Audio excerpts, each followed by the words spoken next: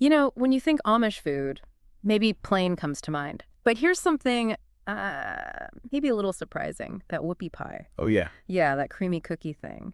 It actually has really deep roots in, like, Amish and Pennsylvania Dutch cooking. Kind of interesting, It right? really is. More than meets the eye sometimes. Exactly.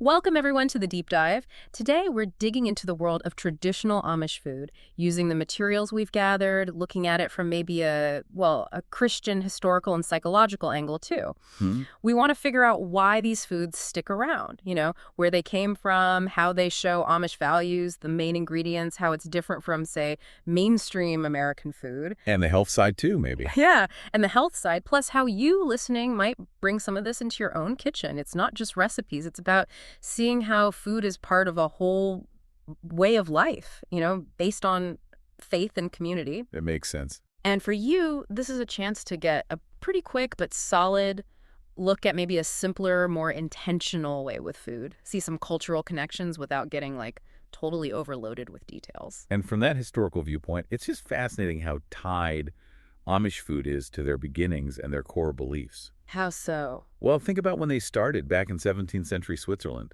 They came out of the Anabaptist movement. Right, emphasizing adult baptism, separation from the wider world. Exactly. So they were actively looking for a distinct path, and that naturally included their food.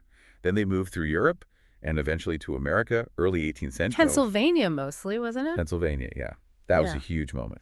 And that's where their German and Swiss-German food background met these new world ingredients. It was a real fusion. So adapting what they found there. Precisely. But it wasn't just about surviving. It was adapting with real resourcefulness.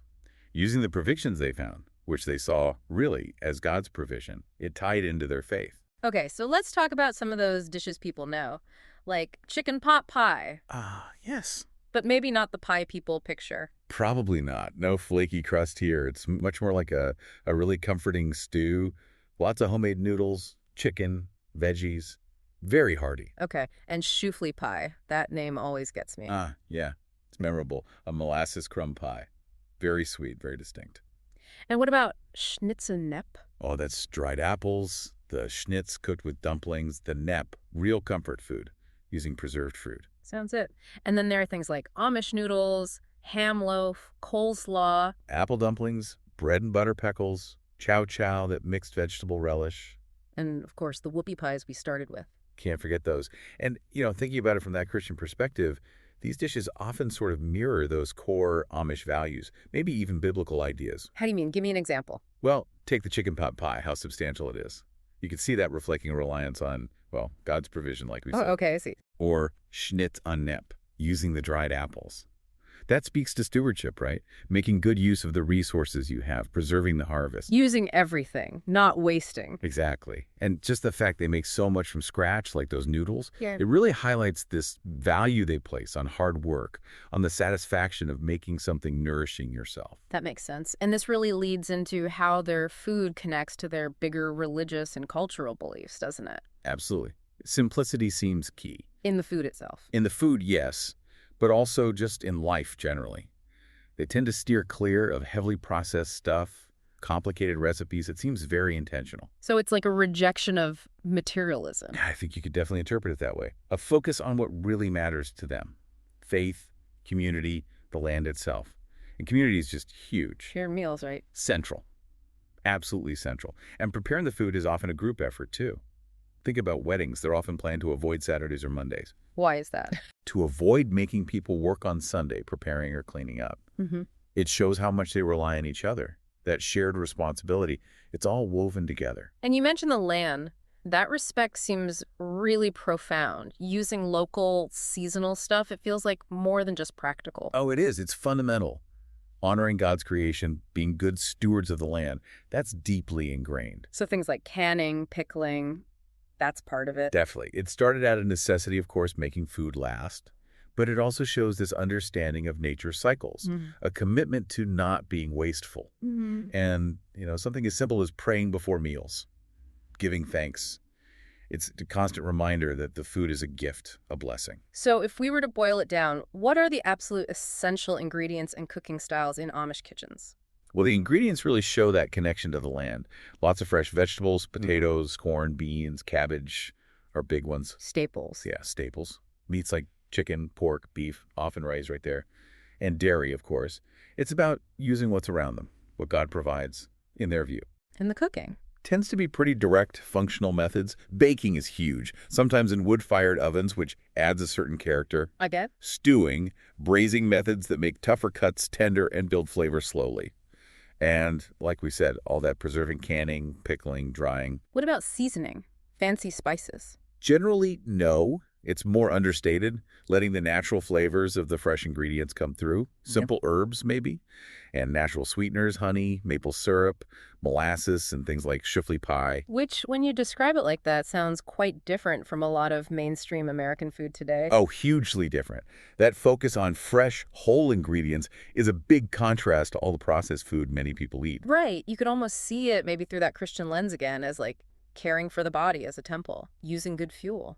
That's a really interesting connection, yeah, using wholesome foods.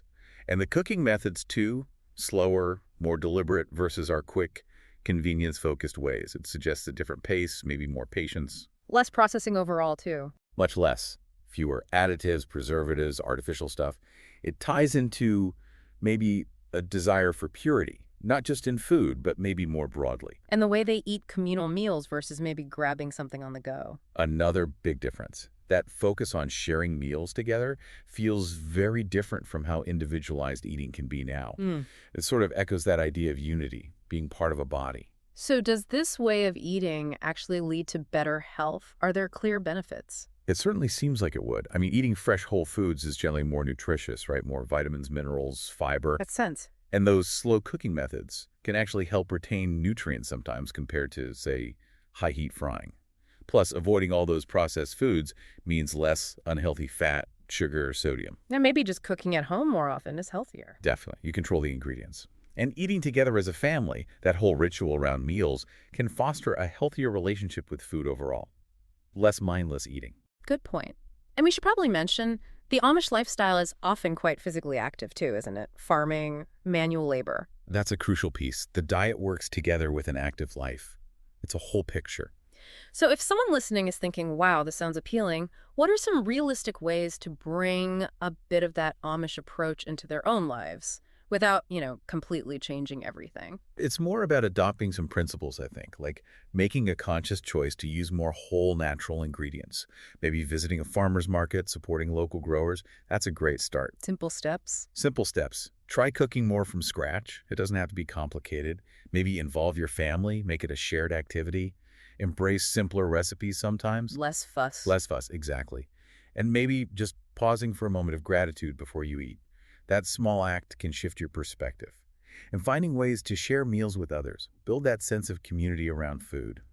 Those all sound very doable. How do the Amish themselves keep these traditions alive? How do they pass them down? It seems so strong. It's a very organic process, really. Starts young. Kids are involved in the kitchen, helping out from an early age. Learning by doing. Exactly. Learning by watching, by imitating parents, grandparents. Family meals are like the classroom for this. Yeah. Gatherings, holidays, they all reinforce these food traditions. So it's not just written recipes. Oh, there are cookbooks, sure. But a lot of it is oral tradition, too. Tips, techniques, variations on recipes passed down through conversation, through shared experience in the kitchen, community events, church potlucks, things like that, they all play a role too. Okay, last question then. If people want to explore this more, find authentic recipes, maybe try some of the ingredients, where should they look? Good question. Amish and Mennonite cookbooks are definitely a great resource. Look for established authors, maybe ones connected to the communities. Okay. Online resources can be good too, but maybe stick to reputable sites. For ingredients, farmers markets are fantastic for that fresh produce. Right, go local. Go local. Bulk food stores are often a good bet too. They carry a lot of the staples, flour, sugar, grains, dried beans, spices, often the same kinds used in Amish cooking. Interesting. You might even find online stores that specialize in Amish goods.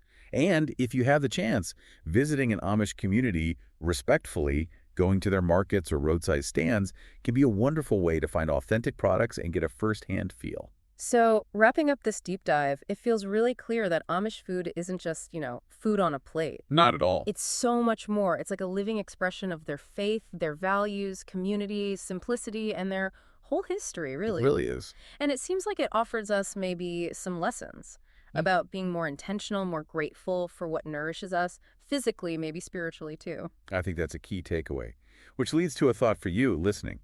How could a more conscious approach to your own food, maybe focusing more on whole ingredients, or sharing meals more often, or just practicing gratitude, how could that nourish not just your body, but maybe your spirit, your connections too? Something to chew on, definitely.